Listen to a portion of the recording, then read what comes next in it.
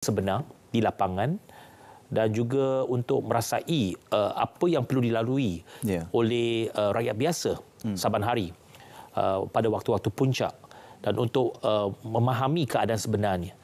Jadi daripada itu, sudah tentu saya mengambil pendekatan untuk berbincang dengan pihak operator, dengan pihak pengendali, bagaimana untuk menambah baik perkhidmatan-perkhidmatan kita. Supaya boleh ada bukan saja dasar tetapi plan tindakan kita untuk menambah baik kelemahan-kelemahan ini yang perlu kita pastikan supaya kita ada satu perkhidmatan yang boleh dikatakan lebih stabil dan lebih selesa kepada penumpang. Kita mengakui memang bahawa ada banyak kelemahan yang perlu kita perbaiki, cabaran-cabaran yang perlu kita tempuhi dan perkara-perkara yang perlu kita pastikan supaya rakyat ataupun penumpang yang menggunakan pengangkutan awam ini menyenangkan mereka. Itu sesuatu yang perlu kita lihat daripada pelbagai aspek. Daripada aspek ticketing, aspek perkhidmatan, dia punya last mile dan first mile dan sebagainya. Kesambungan ke rumah mereka dan juga ke destinasi kerja mereka. Itu semua merangkumi apa yang perlu kita tambah baik. Dalam tempoh beberapa bulan selepas YB menerajui Kementerian Pengangkutan, ada beberapa isu yang dirasakan major, khususnya kepada shutdown ataupun kerosakan dalam beberapa operator perkhidmatan awam negara, khususnya di ibu kota. Dan ini menimbulkan kerisauan dan juga kegusaran kerana setelah puluhan tahun operator itu beroperasi, malah pengangkutan awam itu beroperasi, apa yang dituntut adalah untuk menikmati layanan pengangkutan awam yang lebih baik. Kita sedia maklum di Kuala Lumpur sahaja dengan kesesakan trafik lalu lintas dan juga mungkin jajaran pengangkutan awam yang dirasakan oleh setengah pengguna sebagai agak menyukarkan dan juga melewatkan perjalanan mereka. Apa mungkin ada perbincangan antara pihak kementerian dan juga pihak operator untuk memastikan agar perkara-perkara ini boleh diperbaiki dan ditambah baik? Sudah tentu itu memang tugas kita untuk memastikan bahawa pengendali dan operator kita ini yang juga merupakan syarikat milik kerajaan, umpamanya pengendali rail kita di Kuala Lumpur, MRT, LRT dan sebagainya, semuanya di bawah Prasarana yang merupakan sebuah syarikat milik kerajaan, GLC, yang memerlukan suntikan daripada kerajaan untuk memastikan perjalanan operasi mereka ditambah baik. Jadi kita kena faham juga di Kuala Lumpur ini, sistem rail kita, umpamanya isu yang membelenggu perkhidmatan rail kita di Kuala Lumpur, LRT, monorail dan sebagainya, sistem-sistem ini telah pun beroperasi lebih hampir 25 tahun. Dia bermula pada lewat 90-an, tahun 98 umpamanya. Banyak sistem ini bermula pada tahun 1998. Pada ketika itu penganjuran Sukan Commonwealth di Kuala Lumpur. Tahun ini 2023, 25 tahun. Jadi apabila sampai kepada 25 tahun, 30 tahun, dia ini lebih kepada satu tempoh masa yang memerlukan overhaul yang besar. Jadi kita memang menghadapi berbagai masalah teknikal pada ketika ini. Umpamanya di sistem LRT Kelana Jaya yang selalu ada masalah teknikal. Ini sesuatu yang kita akui. Dan saya telah memberikan expectation kepada rakyat bahawa memang dalam tempoh ini kita masih tahu bahawa akan ada berlaku gangguan-gangguan teknikal. Tetapi kita akan mengambil langkah-langkah untuk memastikan penyelenggaraan yang lebih baik, untuk memastikan sistem kita lebih stabil, supaya memberikan satu kepastian dari segi perkhidmatan kepada penumpang. Baru-baru ini juga berlaku gangguan di Ampang Line, yang dalam tempoh 2 hari lagi saya akan memberikan maklumat lanjut berkenaan dengan apa yang berlaku dan apakah tindakan kita selepas ini. Dia bukannya disebabkan oleh masalah teknikal kita sendiri, tetapi ada kerosakan di struktur yang mungkin disebabkan oleh faktor-faktor lain yang akan saya bangkitkan dalam masa 2 hari lagi. Selagi mana teknologi itu senantiasa berubah dan juga senantiasa berevolusi, kerosakan itu mungkin sesuatu yang unevitable ataupun tidak dapat dielakkan. Cuma persoalannya apa mungkin contingency plan ataupun plan-plan sokongan untuk memastikan kesan dan juga akibat daripada kerosakan ataupun kegagalan sistem itu tidak mungkin menyukarkan ataupun menyusahkan. Itu yang saya maksudkan tadi. Kita perlu memberikan fokus kepada ekosistem penyelenggaraan. Selama ini mungkin fokus kepada penyelenggaraan itu tak mendapat perhatian yang secukupnya. Jadi saya telah pun berbincang dengan pihak pengurusan prasarana dan pihak pengurusan prasarana pun dah memaklumkan dan memberikan taklimat kepada saya bahawa cabaran yang perlu kita tempuhi ini ialah untuk pastikan penyelenggaraan yang lebih sistematik. Supaya pastikan kita ada penyelenggaraan berjadual kita, berkala kita. Yang tak boleh kita miss. Kalau mana-mana keperluan untuk kita melihat bahawa fokusnya kepada maintenance ataupun overhaul, itu mesti dibuat dengan lebih teliti lagi. Jadi ini sesuatu yang merupakan satu cabaran kepada pihak prasarana. Namun begitu, ia akan mengambil sedikit masa untuk kita mengubah cara penyelenggaraan kita dan cara bekerja kita supaya pastikan supaya sistem itu dapat lebih terjamin. Okey. Itu yang merupakan satu cabaran yang besar kepada pihak prasarana. Dan prasarana ini dalam tempoh beberapa tahun ini memang menghadapi pelbagai isu. Dan salah satunya ialah sebab pertukaran di peringkat pengurusan yang sering berubah. Okey. Kerana kepimpinan mungkin perubahan kerajaan juga memberikan kesan kepada lembaga pengarah, pertukaran lembaga pengarah, malah pengurusi dah tukar berkali-kali. Pengurusan pun tukar berkali-kali. Dan kadang-kadang disebabkan oleh pertukaran ini, dia tidak ada kesinambungan dari segi perancangan yang perlu dibuat. Jadi itu sesuatu yang perlu kita lihat bahawa pengurusan itu mesti lebih sistematik. Okey. Dan terutamanya dari segi penyelenggaraan kepada aset-aset kita, khususnya kepada kereta api kita yang sedia ada. Ya, bukan sahaja lebih sistematik, tetapi pengguna turut menuntut supaya pengurusannya lebih reaktif dan juga lebih pantas dalam menangani sebarang isu dan juga masalah yang berbangkit. Ada yang bertanya, mengapa kita masih memerlukan kepakaran luar untuk menyelesaikan isu-isu penyelenggaraan atau kerosakan? Tidakkah kita mempunyai kepakaran tempatan bagi memastikan isu itu diselesaikan dalam waktu yang singkat? Sebenarnya bukan kita tidak bergantung kepada kepakaran luar. Okey. Malah penyelenggaraan sekarang ini kebanyakannya dilaksanakan oleh engineer-engineer kita, pakar-pakar teknikal kita. Itu sebabnya salah satu pengkhususan sekarang oleh prasarana ialah memberikan fokus dan juga memberikan bajet yang tambahan kepada engineering department, kepada jabatan kejuruteraan dalam prasarana, khususnya di Rapid Rail, yang kita akan berikan lebih banyak fokus dan juga perhatian. Dan yang keduanya dari segi reaktif. Saya yakin bahawa pengurusan prasarana pada hari ini sudah lebih reaktif kepada segala permasalahan dan juga isu-isu yang berbangkit. Umpamanya cara kita menangani krisis, menangani sesuatu masalah, gangguan dan sebagainya. Kita mengerahkan dengan lebih cepat, khususnya pengurusan, mengerahkan deployment itu lebih cepat. Okey. Apa yang berlaku di Ampang Line baru-baru ini, kita melihat bahawa pengerahan yang begitu besar dari segi kaki tangan prasarana itu dan juga Rapid Rail itu untuk membantu mengenangani kesesakan di stesen-stesen LRT kita. Jadi saya yakin bahawa pihak pengurusan pun mengambil perhatian dalam perkara ini. Dan sebagai menteri sudah tentu saya akan memberikan dorongan dan juga sokongan dan kerjasama kepada pihak prasarana. Di mana ada kelemahan, perlu saya buat teguran, saya buat teguran. Tetapi pada masa yang sama, saya juga perlu memberikan dorongan kepada mereka supaya sama-sama kita memperbetulkan keadaan dan juga menanggung tanggungjawab itu untuk memberikan perkhidmatan yang lebih baik kepada pengguna. Ya. YB, bergerak kepada isu pengangkutan, kalau tadi pengangkutan awam darat, kita beralih kepada pengangkutan awam udara pula. Isu kelewatan dan juga isu delay dan juga cancellation of flight seringkali dibangkitkan oleh pengguna bagi pengangkutan awam ataupun pengangkutan udara ini. Persoalannya adalah berkenaan tentang apakah penguatkuasaan undang-undang kita lemah kerana disebabkan kalau kita melihat situasi kapasiti untuk kembali pulih dalam industri penerbangan ini 70 hingga 80% pada ketika ini.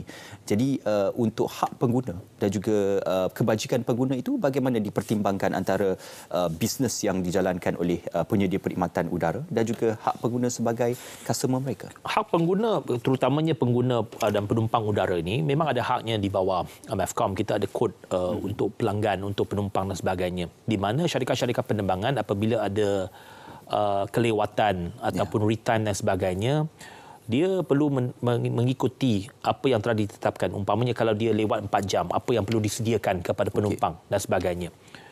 Itu memang tertakluk kepada apa undang-undang yang sedia ada ataupun peraturan yang sedia ada di bawah MAVCOM.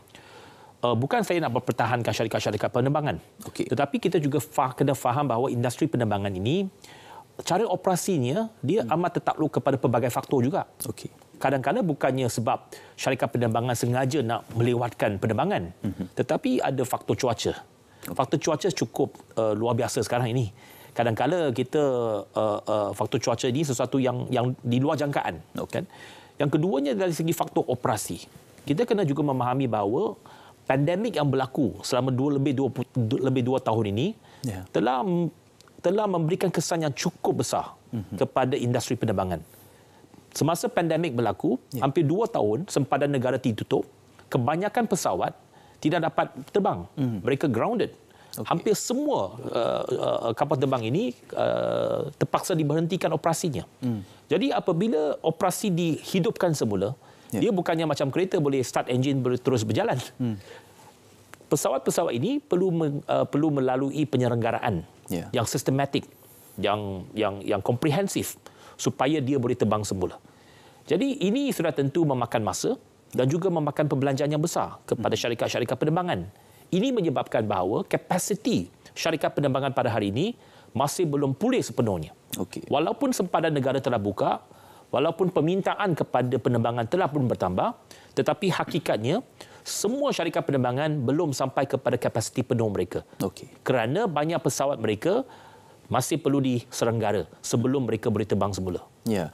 Kita memahami berkenaan tentang faktor-faktor eksternal atau faktor luaran yang mungkin menyebabkan penerbangan itu tertangguh ataupun masalah berlaku dalam penjadualan penerbangan.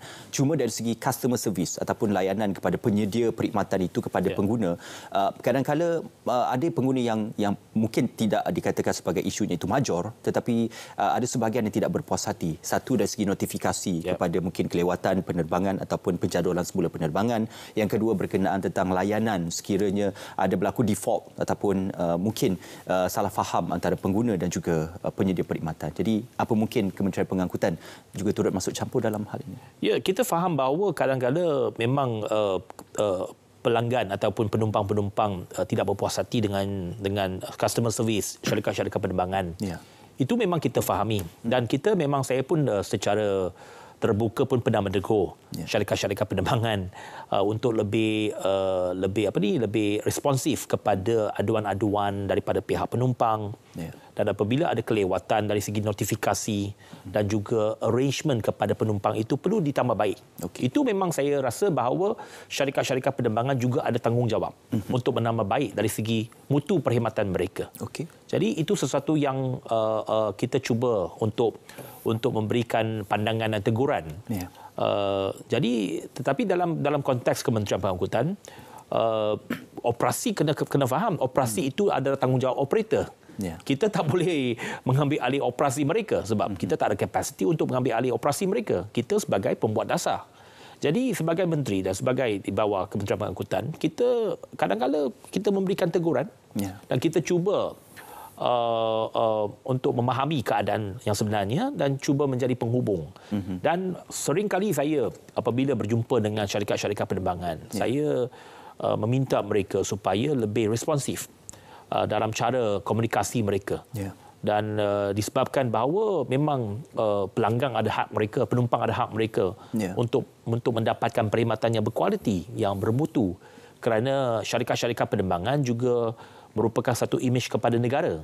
Sebab apa yang kita tawarkan itu, yang kita operasikan itu, dia bukan setakat untuk rakyat tempatan tetapi juga kepada pelancong-pelancong daripada luar. Jadi imej negara kita juga kena dijaga. Dan tambahan pula, tak kira lah penumpang tu orang rakyat kita sendiri ataupun daripada luar, syarikat penerbangan perlu ada perkhidmatan yang mesra kepada pelanggan. InsyaAllah penambahbaikan dari semasa ke semasa akan dapat dilakukan kerjasama dan juga usaha antara pihak kementerian dan juga penyedia perkhidmatan. YB, kita nak berehat seketika dan kita akan kembali selepas ini dalam Naratif Khas.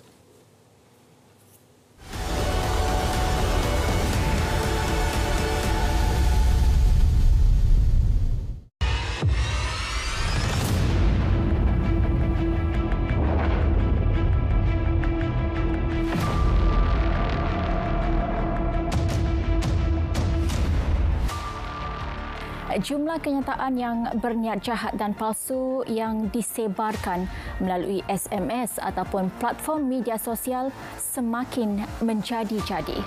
Orang ramai diingatkan supaya jangan dan tidak mudah percaya tanpa menyimak dahulu kesahihan maklumat atau sebelum bertindak memanjangkan mesej berkenaan. Ingat, perbuatan menyebarkan maklumat palsu menerusi SMS atau media sosial adalah kesalahan di bawah Seksyen 233 Akta Komunikasi dan Multimedia 1998. Jika didapati bersalah, anda boleh disaman tidak lebih RM50,000 atau dipenjara tidak lebih setahun atau kedua-duanya.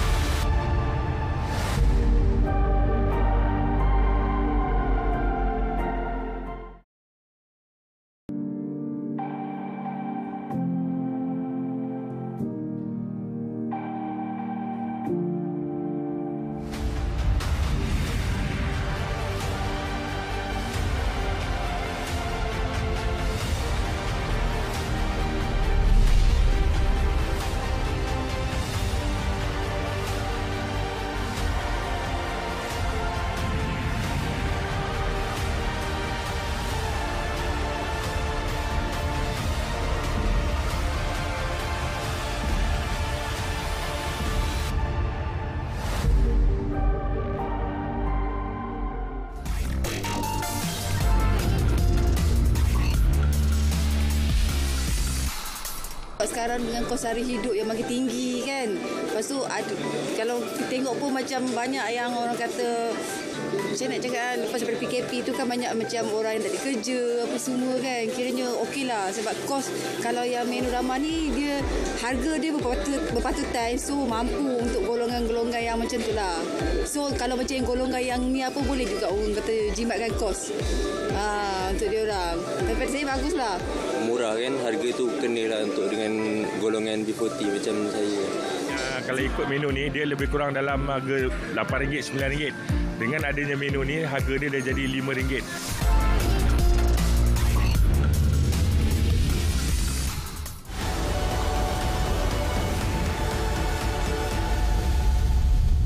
Ya, narratif khas pada malam ini memberi suluhan kepada transformasi pengangkutan negara. Masih lagi bersama YB Luk Siu Fook, Menteri Pengangkutan. YB, baru-baru ini kita sedia maklum berkenaan pengenalan bagi digitalisasi untuk road tax dan juga lesen memandu.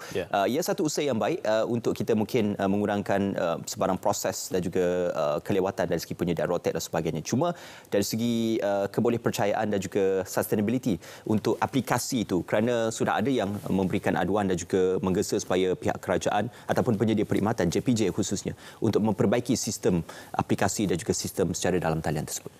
Ya, yang pertama sudah tentu dalam sebarang aplikasi perlu ditambah baik dari semasa ke semasa.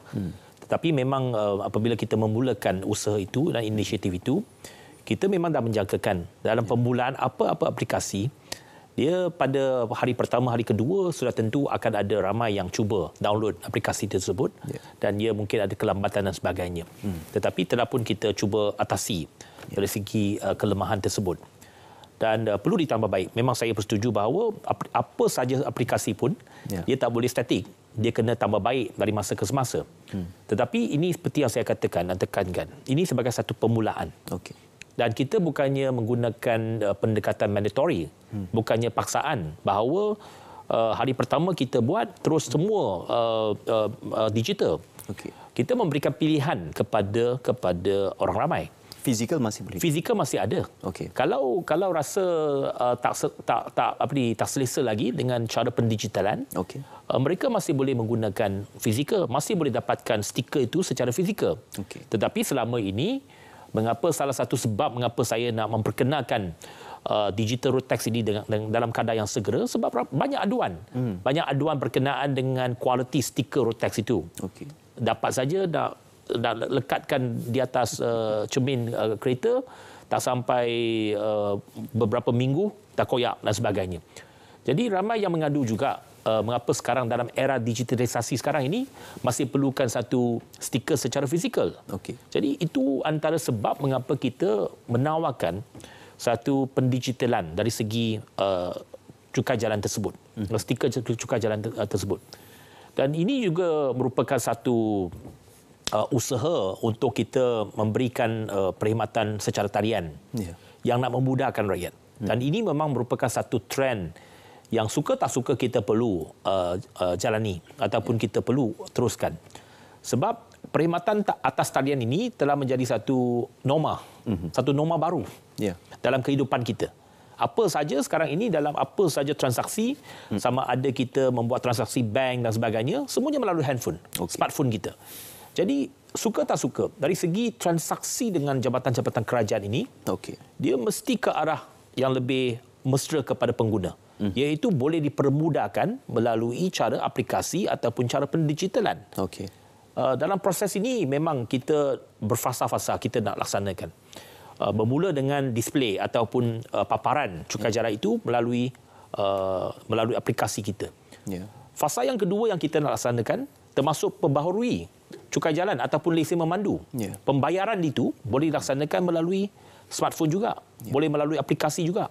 Itu yang sedang kita cuba usahakan untuk fasa yang kedua. Masih ada yang cenderung untuk menggunakan cara lama, khususnya mungkin mereka yang tidak lagi mahir ataupun fasih dalam dunia digitalisasi ini. Jadi untuk memudah cara, dan apakah mungkin akan ada satu period ataupun jangka masa untuk diletakkan oleh pihak kementerian penggunaan digitalisasi sepenuhnya di Malaysia? Memang kita faham bahawa apabila kita memperkenalkan satu pendekatan baru, satu cara pendigitalan, memang ada pihak ataupun pengguna ataupun di kalangan rakyat kita yang mungkin belum menyesuaikan diri untuk cara tersebut. Mereka lebih selesa dengan cara lama. Kita berikan pilihan. Itu yang saya katakan tadi. Kita tidak menggunakan pendekatan paksaan, tidak menggunakan pendekatan mandatory. Kita perkenalkan dulu sebagai satu option kepada pengguna supaya menyesuaikan diri dulu. Jadi kita akan mengambil satu tempoh masa transition ini untuk melihat sejauh mana rakyat boleh menerima. Jadi kalau penerimaan yang baik, kita mungkin dari segi pendigitalan secara sepenuhnya itu lebih cepat. Tapi kita cuba akan beransur-ansur. Sebab kita kena hand-hold approach. Kita kena ada pendekatan pegang tangan kepada rakyat dari segi cara pendigitalan ini. Kalau dulu masa mungkin 10 tahun yang lalu, tak ramai orang yang menggunakan e-banking umpamanya. Semua masih pergi ke ATM machine dan sebagainya. Perlu pergi ke counter bank untuk menjalankan transaksi dengan bank. Tetapi pada hari ini, kebanyakan bank sudah tidak menawarkan perkhidmatan kaunter. Umpamanya kalau nak deposit wang, dia tak terima lagi di atas kaunter. Cuma mungkin untuk sebahagian kecil saja pelanggan mereka, mungkin di kalangan warga emas sahaja. Jadi itu bagi saya adalah satu trend di mana pihak jabatan-jabatan kerajaan, umpamanya dalam kes ini Jabatan Pengangkutan Jalan, kita perlu mempersiapkan diri supaya menawarkan satu perkhidmatan yang lebih mudah kepada rakyat. Dan kita merasakan bahawa cara pendigitalan ini ia lebih mudah dan dari segi efisiensinya lebih tinggi. Kerana salah satu punca yang kita nak membuat pendigitalan ini juga nak mengurangkan jumlah rakyat yang perlu pergi ke pejabat GBJ. Kerana ini juga merupakan salah satu aduan yang sering kita terima. Kesesakan di GBJ, rakyat terpaksa beratur panjang, kena tunggu lama untuk satu transaksi mudah, kena tunggu lama untuk mendapatkan lesen, kena tunggu lama untuk mendapatkan cukai jalan. Jadi ini sesuatu yang kita berikan pilihan dan option kepada rakyat untuk mendapatkan perkhidmatan dengan lebih cepat. Ya, bergerak daripada isu itu, satu lagi inisiatif yang turut diperkenalkan iaitu My Real Life untuk memberi ruang kepada golongan OKU dan juga golongan pelajar sekolah.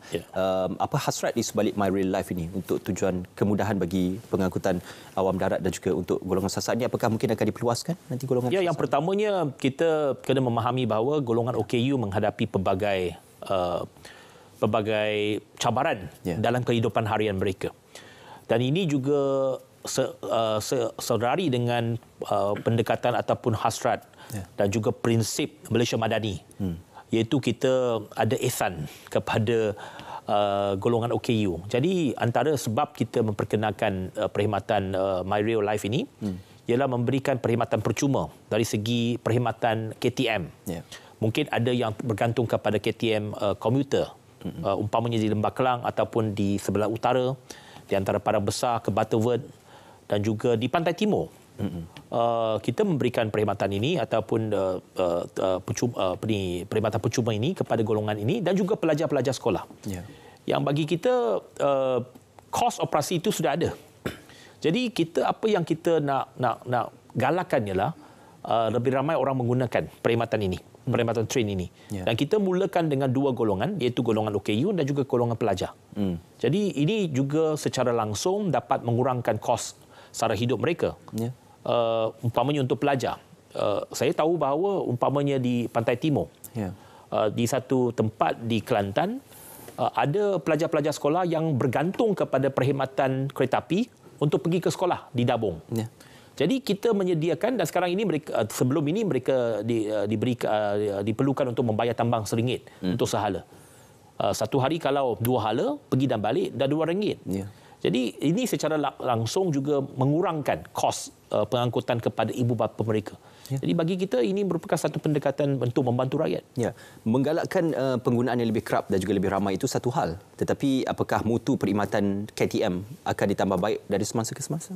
Sudah tentu ini juga bersangkut paut dengan cara penyelenggaraan perkhidmatan kita, umpamanya rail dan train kita juga ada sebagainya dah mencapai lebih 25 tahun. Waktu menunggu dikurangkan? Waktu menunggu dikurangkan. Dia ada bergantung kepada beberapa faktor. Antara faktor umpamanya di Lembah Kelang, ia bukan saja mutu perkhidmatan KTM, tetapi oleh kerana kita ada projek menaik taraf landasan berkembar di Lembah Kelang.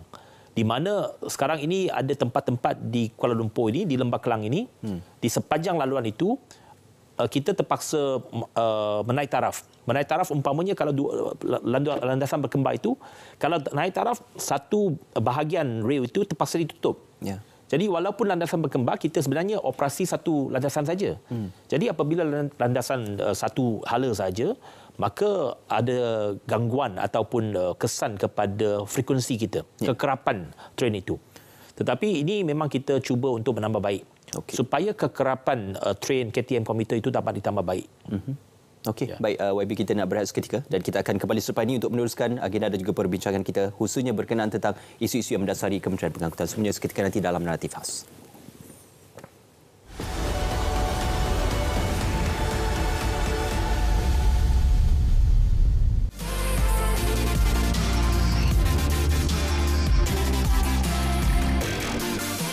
Ini bagus, ini satu usaha kerajaan yang patut kita hargai dan kita banggakanlah bagi membantu rakyat kita yang agak susah sekarang tu.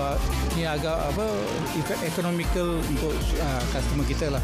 Untuk saya rasa kita kena support lah sebab pada masa sekarang ni kan dengan ekonomi yang tak menentu, jadi program macam ni yang dapat mengurangkan beban. Bagi saya benda ni patut digalakkan sebab dia boleh membantu banyak lagi golongan yang yang tak berkemampuan lah.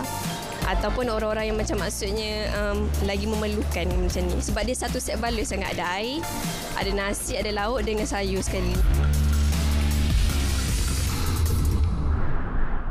Perkhidmatan perubatan di seluruh negara memerlukan 2,000 beg darah setiap hari. Mengikut tinjauan, hanya 2.5% penduduk Malaysia mendermakan darah. Bagi setiap beg darah yang diperolehi, ia mampu menyelamatkan 3 nyawa. Kami perlukan darah anda. Jom derma darah. Bantut mengakibatkan kesan yang serius kepada kanak-kanak dan menjejaskan prestasi pembelajaran mereka.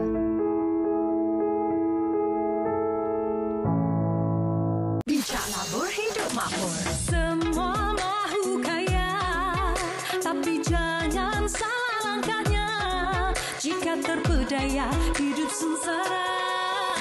Macam-macam skim yang ada, mesti faham mana di labu. Lesen SC pastikan ada, silap labur, duit lebur. Ingin tahu produk sah yang ada, laman web InvestSmart jawapannya. Pesanan ini dibawakan oleh Suruhanjaya Security Malaysia. Organisasi komersial boleh didakwa jika pegawai atau kaki tangannya memberi dan melakukan rasuah untuk mendapat sesuatu projek.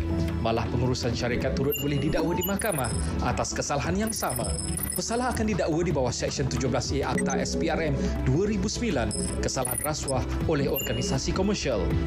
Denda tidak kurang 10 kali nilai suapan atau RM1 juta mengikut mana yang lebih tinggi atau penjara tidak lebih 20 tahun atau kedua-duanya sekali. Untuk ketajaran terhadap perpaduan ini, saya akan gunakan segala usaha mengelak dan menghalang khianat dari rasuah yang berlebihan.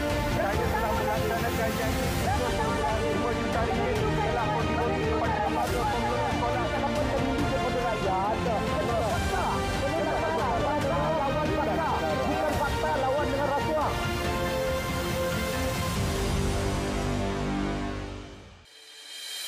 Apakah kita harus izinkan pembangunan dengan gedung raksasa, dengan projek mega, dengan semua kemewahan, tetapi tidak mempedulikan nasib rakyat yang melarat? Kita bangunkan gedung dan industri dan projek mega, tapi kita kerobohkan manusia di dalamnya kerana habuan dan perolehan keuntungan bagi syarikat-syarikat besar itu jenuh melimpah rana. Maka elok kita gunakan pendekatan paradigma yang menetapkan bahawa keadilan ini bagi semua rakyat. Kita akan terus dengan pembangunan kalau perlu projek mega atau projek besar, tetapi jangan kita remeh dan abaikan nasib dan kedudukan golongan kita.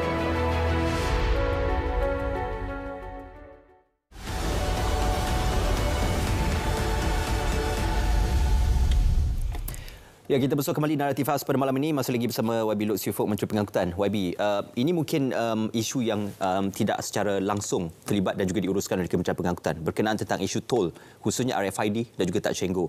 Pengguna-pengguna menginginkan ataupun mendesak supaya ada satunya sistem yang centralized dan juga boleh memudahkan urusan pengguna, khususnya untuk memastikan agar nikmat dan juga layanan di plaza tol itu akan dapat memudahkan pengguna. Jadi mungkin ia agak jauh daripada purview di bidang Kementerian Pengangkutan. Cuma bagaimana penyelesaian di pihak pentadbiran kerajaan dalam menyelesaikan isu tol dan juga penyedia perkhidmatan pembayaran tol ini? Saya yakin di bawah ini, yang pertamanya ini bawah bidang kuasa Kementerian Kerja Raya. Ya. Kerana Lembaga Lebuh Raya Malaysia itu, dia agensi di bawah Kementerian Kerja Raya, bukannya Kementerian Pengangkutan. Apa yang saya difahamkan ialah bahawa pendekatan kita ialah ke arah untuk mengadakan multi-lane fast flow. Okay. Iaitu di mana tidak ada lagi gantry. Ya. Semua payment gateway boleh digunakan. Okay. Dia bukannya bergantung kepada mana-mana satu payment gateway saja. Ini memudahkan pengguna. Ya. Jadi secara hala tujuannya begitu. Kalau pembayaran untuk di restoran dan juga di pasaraya sudah boleh menggunakan debit card, apakah mungkin untuk tol menggunakan debit card? Sudah tentu.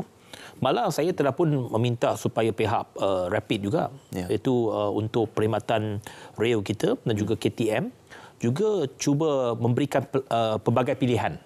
dari segi pembayaran kepada pengguna. YB, dalam sesi pembukaan Parlimen baru-baru ini juga telah pun dinikmati satu penyediaan untuk bas bagi ahli-ahli Parlimen, rakan-rakan media ataupun petugas-petugas yang akan ke Parlimen. Mungkin boleh dikongsikan pada ketika ini berkenaan tentang penyediaan bas dari beberapa lokasi ke Parlimen, YB? Sebenarnya perkhidmatan itu bermula pagi tadi. Okay, dia bermula daripada KL Central, di mana kita ada perhentian pick up di KL Central. Dan dia akan merentasi Taman Botani. Ada satu tempat parkir di Taman Botani, di mana kalau tak cukup parkir di Parlimen, dia boleh parkir dekat sana. Dan boleh mengambil bas untuk pergi ke Parlimen. Jadi laluan itu agak terus, iaitu daripada KL Central terus pergi ke Parlimen melalui Taman Botani.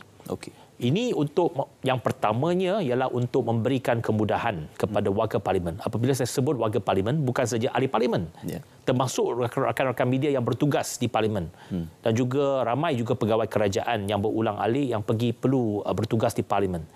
Dan yang keduanya, mengapa saya nak memperkenalkan perkhidmatan ini, ialah nak memberikan mesej dan juga satu signal kepada orang awam untuk menggalakkan penggunaan pengangkutan awam.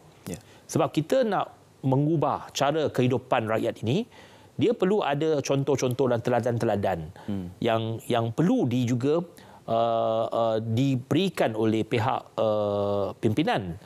Jadi kita nak menggalakkan supaya ahli Parlimen sendiri merasai penggunaan pengangkutan awam ini. Supaya mereka juga dapat berhujah dengan lebih meyakinkan. Mereka boleh menceritakan pengalaman mereka dan juga dalam perbahasan-perbahasan di peringkat Parlimen juga untuk meneliti soal dasar pengangkutan awam. Jadi itu yang saya harapkan daripada perkhidmatan ini. Kita terus saja kepada projek rail yang akan diperkenalkan dan juga akan mula dinikmati untuk jajaran MRT Putrajaya, kalau tidak silap saya. Bila boleh dinikmati dan apakah sistemnya sudah bersedia, YB? Sistem memang sudah bersedia dari segi laluan MRT 2 ini. Yang pada tahun lepas telah dibuka sebahagian MRT 2 itu, lebih kurang 12 stesen, dan akan dibuka lagi secara sepenuhnya daripada Putrajaya Central sampailah ke stesen Kuasa Damansara bermula pada pertengahan bulan Mac nanti. Jadi tarikh itu akan kita umumkan apabila sampai ke masanya. Memang ada sedikit fine tuning yang perlu kita buat sekarang ini. Beberapa isu teknikal yang perlu masih kita perhalusi. Jadi tetapi perancangannya dan jadualnya memang akan dibuka pada pertengahan bulan Mac. Untuk ECRL pula, apa mungkin terdapat kelewatan dalam penyiapan projek? Tidak, kita rasa ECRL, pembinaan ECRL masih dalam perancangan jadual. Saya yakin dia dapat disiapkan dalam tempoh yang telah ditetapkan. Dan bercerita tentang LRT 3 yang akan memberikan satu laluan kepada jajaran di Shah Alam. Kalau dahulu difahamkan mungkin Februari 2024, tidak silap saya. Apakah sudah dianjakkan pada tarikh yang baru? Ya, memang perancangan ataupun jadual sekarang ini ia akan dapat disiapkan pada tahun 2025. Kerana semasa pandemik berlaku, PKP 2-3 kali dan sebagainya memang memberikan kesan kepada sektor pembinaan infrastruktur awam kita. Kerana pada ketika itu juga ada masalah kekurangan pekerja. Ini memberikan kesan dari segi pembinaan projek-projek besar ini. Baru-baru ini juga pengumuman berkenaan tentang penukaran nama bagi KLIA 1 dan KLIA 2 ditukarkan kepada Terminal 1 dan 2. Apa rasional di sebalik penukaran nama ini? Kerana ada setengah pihak menganggap tidak ada sebarang impak dalam penukaran ataupun penterjemahan semula nama tersebut. Dia lebih kepada hasrat daripada pihak MHB, iaitu operator lapangan terbang. Ini sebenarnya bukannya keputusan kita untuk meminta supaya ditukar, tapi lebih kepada permintaan daripada pihak MHB dari segi pemasaran lapangan terbang mereka. Sebab mungkin pada ketika ini apabila dinamakan KLIA dan KLIA 2, orang merasakan bahawa ini seolah-olah macam dua lapangan terbang yang berlainan. Walaupun dari segi fizikalnya berlainan, dua lapangan terbang yang berlainan, tetapi sebenarnya dia juga satu pusat, iaitu di KLIA. Cuma Terminal 1 dan Terminal 2 itu dia lebih kepada satu standardization. Umpamanya kalau kita pergi ke lapangan-lapangan terbang di seluruh dunia, dia tak ada nama lain-lain ataupun umpamanya Heathrow tidak panggil Heathrow 1 atau Heathrow 2 atau Heathrow 3. Dia lebih kepada Heathrow Airport di London, Terminal 1, Terminal 2 sampailah Terminal 5. Ada begitu. Jadi ini bagi saya dia lebih kepada MHB nak memasarkan KLIA ini lebih macam kepada lapangan-lapangan terbang antarabangsa yang lain. Ya.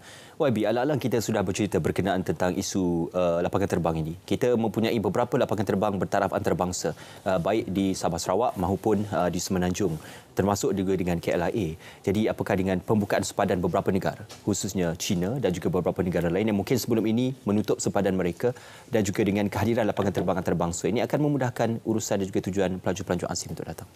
Kita memang terbuka kepada pelancong asing di semua lapangan terbang kita, khususnya lapangan terbang antarabangsa kita. Yang kita memang ada penerbangan-penerbangan terus daripada pelbagai destinasi, khususnya dalam rantau Asia Tenggara. Bukan saja di KLIA tetapi umpamanya di Pulau Pinang, di Kota Kinabalu, di Kuching dan sebagainya. Memang ada penerbangan-penerbangan terus ke destinasi-destinasi antarabangsa. Umpamanya di Sabah, dia juga bergantung kepada sektor pelancongan daripada China dan juga Korea yang merupakan pasaran yang besar kepada sektor pelancongan di Sabah, iaitu pelancong-pelancong dari Korea umpamanya, Korea Selatan umpamanya. Jadi memang kita mengharapkan bahawa dia dapat dikembalikan seperti sebelum pandemik. Tetapi ada pasaran-pasaran di mana mereka akan mengambil masa untuk kembali kepada operasi seperti sebelum pandemik. Jadi sektor pelancongan ini memainkan peranan utama dalam pemulihan ekonomi negara kita, kerana ia merupakan satu sektor yang memberikan impak secara terus, secara langsung dan secara cepat. Kerana kalau kita buka sempadan kita, pemasaran kita baik, pelancong masuk maksudnya hotel ada bisnes, sektor peruncitan ada bisnes, restoran ada bisnes, pemandu-pemandu taksi dan e-hailing ada bisnes, pemandu pelancong ada kerja dan macam-macam lagi. Jadi sektor perkhidmatan ini rangkaiannya cukup besar. Dan bagi kita untuk menyokong sektor industri pelancongan ini, pengangkutan memainkan peranan utama. Kerana tanpa pengangkutan udara ini, kita tak boleh membawa masuk pelancong. Jadi kita mesti melihat bahawa industri pengangkutan adalah pelengkap kepada industri pelancongan. Itu harapan kita dan juga tugas kita. Tidak terlupa juga kepada sebuah lapangan terbang yang puluhan tahun menjadi nadi di ibu kota, iaitu lapangan terbang Subang. Difahamkan akan ada agenda dan juga projek menaik taraf serta menjadikan lapangan terbang itu sebagai satu aero angkasa industri dan juga tumpuan kepada aero angkasa. Jadi apakah progres bagi penambahbaikan tersebut? Yang pertamanya, kita dah secara prinsipnya telah meluluskan di peringkat kabinet untuk plan pembangunan semula Subang ini yang akan dikendalikan oleh pihak MAHB, Malaysia Airport Holdings Berhad. Bagaimana melihat bahawa ia dapat membina satu ekosistem aeroangkasa di lapangan terbang Subang ini. Salah satu komponennya ialah menjadikannya sebagai satu city airport. Satu lapangan terbang yang lebih fokus. Dia bukannya mengambil alih tugas ataupun peranan dalam KLIA, tetapi lebih kepada satu premium airport, satu city airport. Yang keduanya ialah kita nak menjadikan Subang Airport ini merupakan satu hub kepada aeroangkasa, di mana kita nak menarik syarikat-syarikat daripada pelaburan asing untuk fokus kepada sektor MRO, aeroangkasa kita, dan menjadikan kawasan Subang itu sebagai satu hub aeroangkasa, khususnya untuk industri MRO, maintenance dan repair untuk pesawat-pesawat. Dan malah pada ketika ini memang ia telah menjadi satu pusat kepada MRO untuk helikopter umpamanya. Airbus, helikopter Airbus ada satu pusat MRO mereka di Subang. Dan kita nak memperbesarkan lagi industri ini dan menjadikan ini sebagai satu hub di rantau Asia Tenggara. Tempoh progresnya dalam 2 tahun? Dia akan mengambil masa sedikit untuk membangunkan semula kawasan tersebut, tetapi bukannya kita bermula daripada kosong. Memang sekarang ini dekat di sekeliling Subang pun ada industri-industri yang sedia ada. Jadi ia perlu ditambah baik dan perlu dibangunkan melalui satu plan jangka panjang. Keputusan untuk menghentikan operasi rail ke lapangan terbang Subang, apakah ia dianggap satu keputusan yang tepat pada ketika ini? Bagi saya adalah satu keputusan yang pertimbangan yang saya telah pun putuskan. Kerana pertamanya ialah pada ketika ini tidak ada keperluan kepada di lapangan terbang Subang. Sebab permintaan agak rendah. Satu hari kita hanya ada tak sampai 100 penumpang yang menggunakan perkhidmatan itu. Jadi sebelum ini apabila kita lihat perkhidmatan Skypark itu di antara KL Central ke lapangan terbang Subang, kebanyakan masanya train itu kosong. Maksudnya dia perlu berjalan mengikut jadual tetapi kosong, tak ada penumpang. Kita kena faham bahawa apabila train itu berjalan, dia ada kos dia. 1 tahun kita membelanjakan hampir 5 juta untuk memastikan perkhidmatan itu berjalan.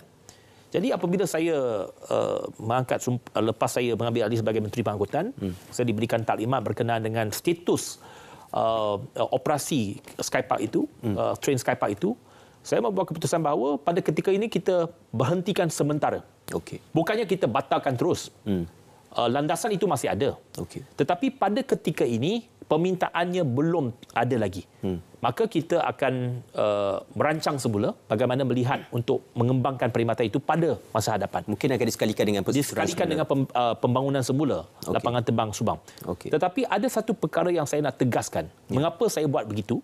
Yang pertamanya untuk meringankan beban kerajaan.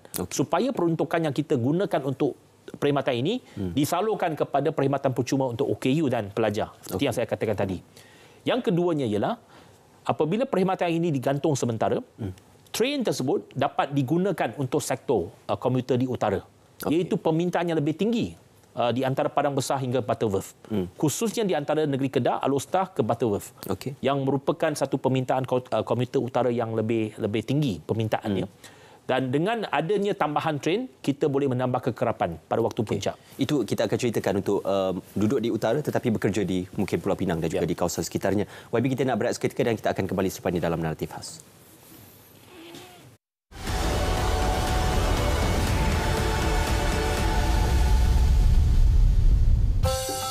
Ini Bob. Bob adalah seorang penyelam marin.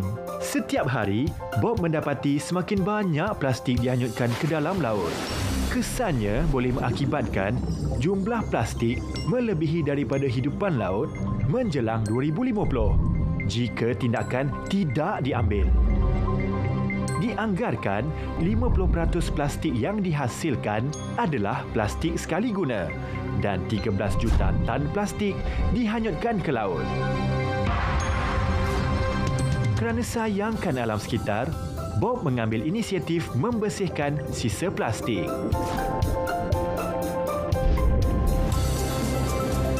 Kita semua boleh memainkan peranan dalam menjaga alam sekitar. Hindari plastik sekali guna. Untuk maklumat lanjut, sila layari laman sesawang berikut.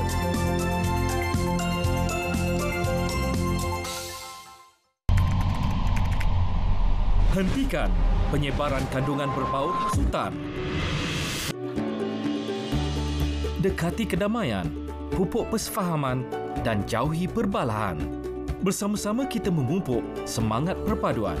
Hindari sebarang tindakan yang boleh mencetuskan provokasi kaum.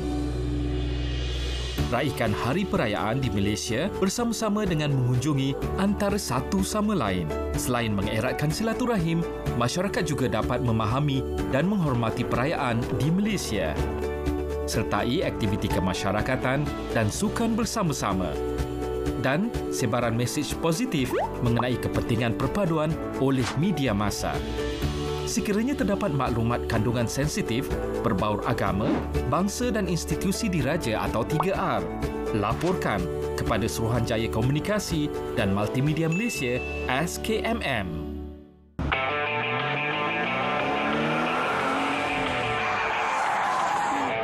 Apa hal kita ni? Kejabaan biasa turun. Syuk.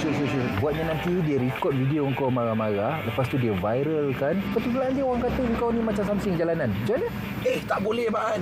Orang macam ni kalau kita biarkan, menyusahkan orang lain ni. Syuk, cuba kau bayangkan kalau kau kena tangkap nanti. Apa jadi dengan anak bini kau? Ada kau fikir?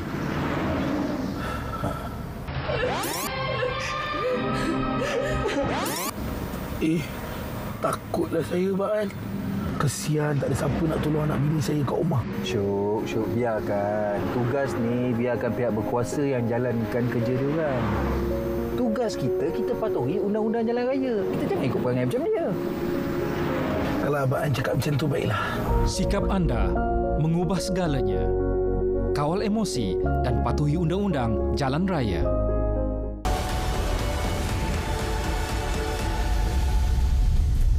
Tifas, di kesempatan yang terakhir ini bersama dengan Yang Berhormat Lok Siu Fook, Menteri Pengangkutan. YB, tadi diceritakan berkenaan penambahan gerabak khususnya untuk tujuan servis di utara, bagi train dan juga rail servis di utara. Jadi di manakah peringkat pemerolehan dan juga memastikan agar gerabak-gerabak dan juga coach yang dibawa itu dapat memudahkan dan juga menjimatkan waktu menunggu?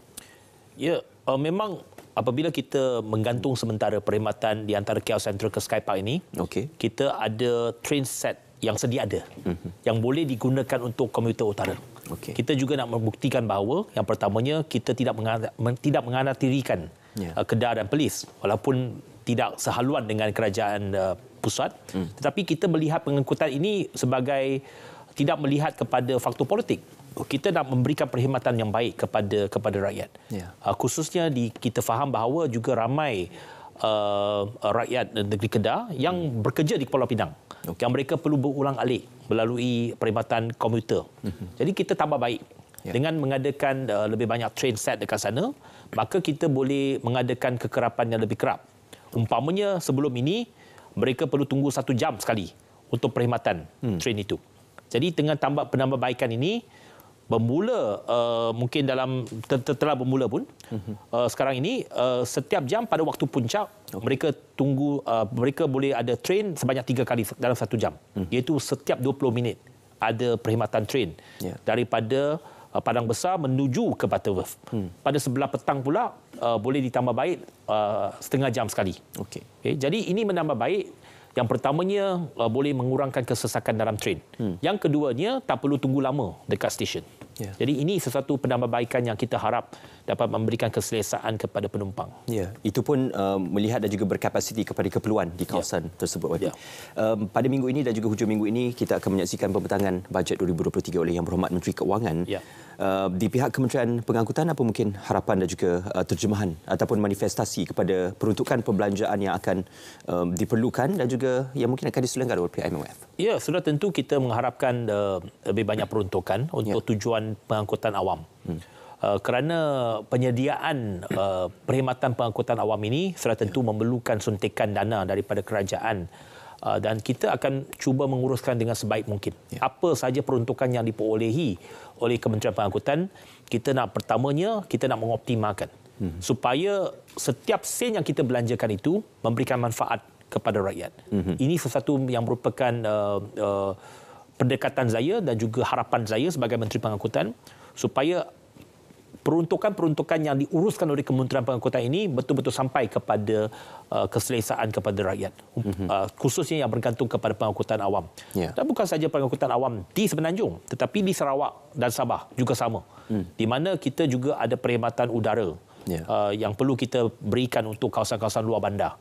Dan juga kita juga mengharapkan dapat memberikan perkhidmatan bas di Kota Kinabalu dan juga di Kuching, yang merupakan juga permintaan kita supaya mendapatkan peruntukan tambahan supaya kita boleh memulakan satu sistem bas berhenti-henti yang lebih baik dan lebih efisien di Sabah dan Sarawak. Bukan hanya di Lembah Kelang, tetapi juga dalam aspek penyediaan perkhidmatan awam ini juga turut melibatkan kerajaan negeri. Apa mungkin akan ada berlaku libat urus bersama kerajaan negeri selepas ini? Kita memang ada libat urus dengan kerajaan negeri, di mana ada ibu negeri yang kita menawarkan perkhidmatan bas yang ditampung oleh kerajaan persekutuan.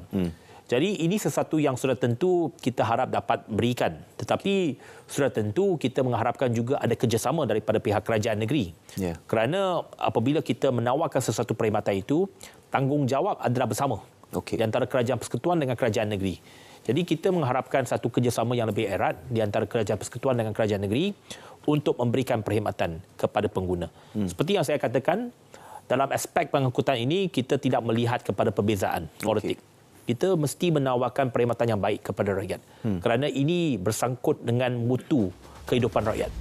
Kerana apa yang penting, kita nak memperkasakan pengangkutan awam supaya rakyat dapat hidup dengan lebih selesa. Ya, insya-Allah sama-sama kita berikan sokongan untuk memastikan pihak kerajaan dapat mengurangkan dan juga pihak penyedia perkhidmatan dapat mengurangkan beban rakyat khusus dalam isu pengangkutan awam. Terima kasih YB kerana bersama dengan kami. Terima kasih YB Lutfi Ufuk, Menteri Pengangkutan, bersama dengan kita memberikan satu terjemahan dan juga penjelasan berkenaan isu-isu yang mendasari Kementerian Pengangkutan. Terima kasih kerana bersama kami dalam Narrative Fast pada malam ini. Insya-Allah kita akan bersua kembali. Dengan itu, Assalamualaikum, selamat malam. Kita jumpa lagi. Terima kasih. Salam perpaduan.